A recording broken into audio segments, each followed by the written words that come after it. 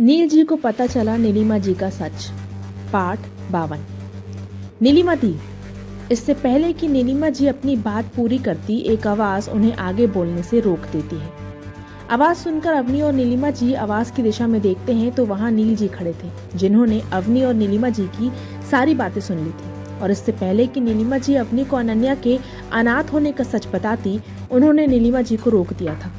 नील जी अंदर आते हैं तो उन्हें देखकर नीलिमा जी डर जाते हैं। अनी, अपने रूम में जाओ, नील जी अवनी को देखकर कहते हैं। तो उनकी बात सुनकर अवनी कहती है, पर डैड, मैंने कहा अपने रूम में जाओ अनी। नील जी गुस्से से कहते हैं तो उनको गुस्से में देखकर अवनी चली जाती है और वहीं नीलिमा जी और डर जाती हैं। अवनी के जाने के बाद नील जी नीलिमा जी को गुस्से से देखकर कहते हैं, मैंने सुना था हर औरत में एक माँ होती है। इससे कोई फर्क नहीं पड़ता कि बच्चा किसका है, वो सबको बहुत प्यार करती है, पर आप तो माँ कहलाने के लायक ही नहीं है। नील, मेरी बात। नीलिमा जी कहने की कोशिश करती है कि नील जी बीच में ही अपना हाथ दिखाकर उन्हें चुप करा देते हैं और अपनी गुस्से से भरी लाल आंखों से उन्हें देखते हुए कहते हैं, क्यों किया आपने ऐसा? एक माँ होकर एक बिन माँ की बच्ची के साथ ऐसा करते शर्म नहीं आई आपको? अगर मुझे पता होता कि आप ऐसा कुछ करेंगी मेरी अनु के साथ, तो मैं कभी उसे आपके पास नहीं छोड़ता। मेरे सामने तो आपने उसे कितना प्यार दिया और मेरे पीठ पीछे उसे टॉर्चर करती रही। मेरी हंसती खेलती अनु को आपने गुमसुम बना दिया। नील जी की इतनी कड़वी बातें सुनकर नीलिमा जी को गुस्सा आ जाता है। वो गुस्से से नील जी से कहती है, हाँ, मैंने किया वो सब। मैंने उसे टॉर्चर किया। आज वो जैसी है मेरी वजह से है। नहीं पसंद वो मुझे। मनहूस है वो, मनहूस। नीलिमा दी, मेरी अनु के खिलाफ एक और शब्द नहीं। बस आज के बाद आपका और मेरा कोई रिश्ता नहीं। शादी के बाद बेहतर होगा कि आप वापस मुंबई चले जाएं। कहकर नील जी चले जाते हैं। नील जी के जाने के बाद नीलिमा जी खुद से कहती है, उस मनहूस की वजह से आज मेरा भाई भी मुझसे दूर हो गया। वहीं नील जी अपने रूम में आते हैं। उनके दिमाग में अभी भी अवनी और नीलिमा जी के बीच जो भी बातें हुई वो सब चल रही थी। काफी देर तक अपने रूम में चहलकदमी करते हुए वो परेशान हो जाते हैं। उन्हें अपने लिए फैसले पर अफसोस हो रहा था। उन्हें अब अनन्या के नाराजगी की वजह साफ समझ आ रही थी। रह रह कर उन्हें नीलिमा जी पर बहुत गुस्सा आ रहा था। वो थक हार कर अपने रूम से बाहर आते हैं और अनन्या के रूम में जाते हैं। नील जी देखते हैं कि अनन्या अपने बेड पर सोई हुई थी। उसके चेहरे से साफ झलक रहा था कि वो परेशान है। नील जी अनन्या के पास जाकर उसे बड़े प्यार से देखने लगते हैं। अनन्या को देखकर उनकी आंखों से आंसू बह निकलते हैं। वो अपने आंसू पोंछकर अनन्या को देखकर कहते हैं, मुझे माफ कर दो बेटा, मैं एक अच्छा बाप नहीं बन पाया।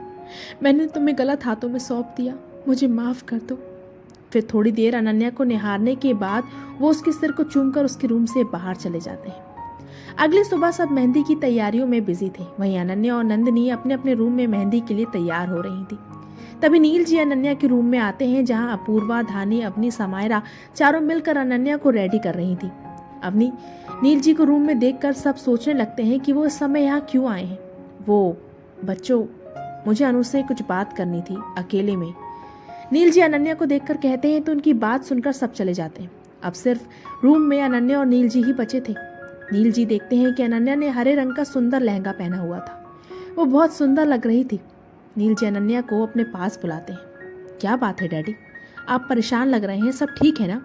अनन्या नील जी को परेशान देखकर पूछती है तो नील जी अनन्या को देखकर कहते हैं, अनु, मैं जो पूछना चाहता हूँ उसका जवाब दो बेटा, बस, बाकी सब ठीक है। क्या पूछना है आपको? अनन्या नील जी को देखकर कहती है तो नील जी कहते हैं, अनु, क्या तुम इस शादी से खुश हो? नील जी की बात सुनकर अनन्या चुप हो जाती है। वो उसे चुप देखकर नील जी कहते हैं, बोलो ना बेटा, अगर तुम्हें जरा भी परेशानी हो तो बताओ, मैं सब ठीक कर दूंगा। अनन्या नील जी की बात सुनकर इमोशनल हो जाती है। उसके सब्र का बांध टूट जाता है और वो नील जी के गले लगकर रोने लगती है। अनु, क्या बात है? बताओ, तुम रो मत, मैं सब ठीक कर दूंगा, बस एक बार बताओ तो सही। नील जी परेशान होते हुए कहते हैं तो अनन्या नील जी का प्यार पाकर उन्हें सब बता देती है। यह भी कि नीलिमा जी ने नंदिनी की खुशियों के लिए कैसे उसकी पूरी लाइफ में दुख भर दिया। अनन्या की बात सुनकर नील जी एक बार फिर उदास हो जाते हैं। उन्हें नीलिमा जी पर बहुत गुस्सा आता है।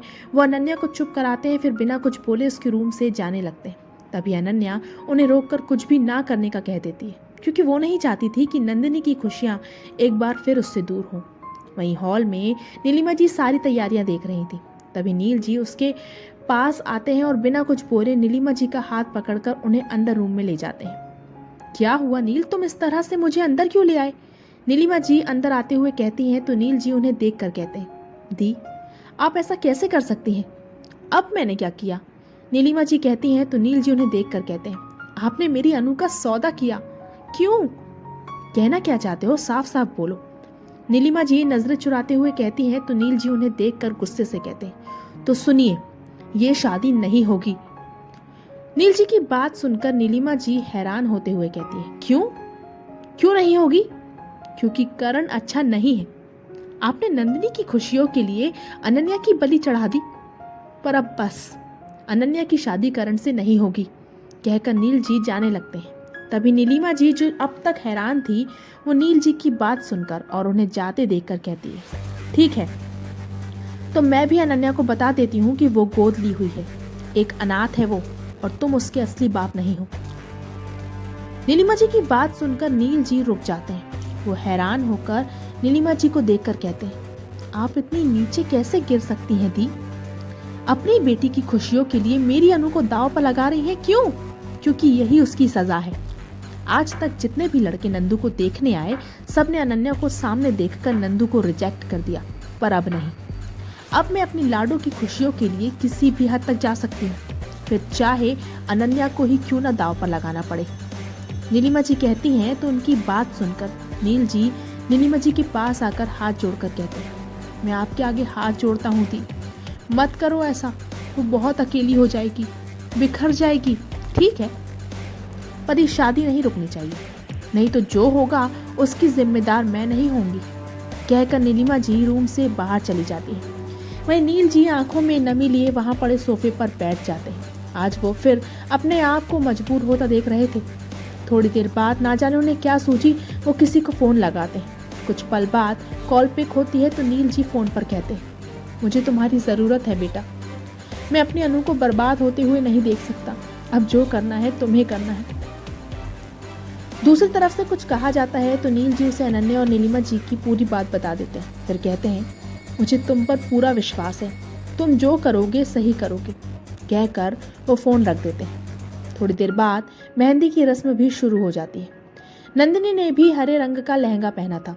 अनन्या और नंदिनी को मेहंदी लगने लगती है। तभी समायरा एक मेहंदी लगाने वाली के पास जाती है जो अनन्या को मेहंदी लगा रही थी। फिर उसके कान में कुछ कहती है और वापस अपनी जगह पर आ जाती है। वहीं अनन्या तो कहीं और ही गुम थी।